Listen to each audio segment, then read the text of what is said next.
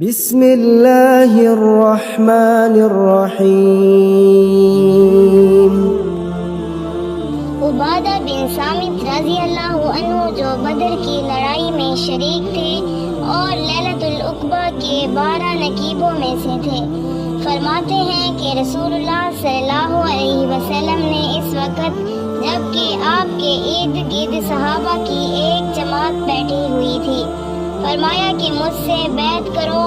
اس بات پر کہ اللہ کے ساتھ کسی کو شریک نہ کرو گے، چوری نہ کرو گے، زنا نہ کرو گے، اپنی اولاد کو قتل نہ کرو گے اور نہ عمدن کسی پر کوئی ناحق بہتان باندھو گے،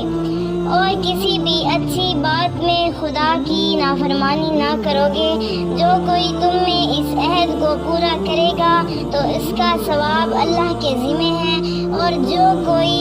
ان بری باتوں میں سے کسی کا ارتکاب کرے گا اور اسے دنیا میں سزا دے دی گئی تو یہ سزا اس کے گناہوں کے لیے بدلہ ہو جائے گی، اور جو کوئی ان میں سے کسی بات میں مبتلا ہو گیا اور اس نے اس کے گناہ کو چھپا لیا، یعنی اللہ تعالیٰ نے اس کے گناہ کو چھپا لیا، تو پھر اس کا معاملہ اللہ کے حوالے ہے،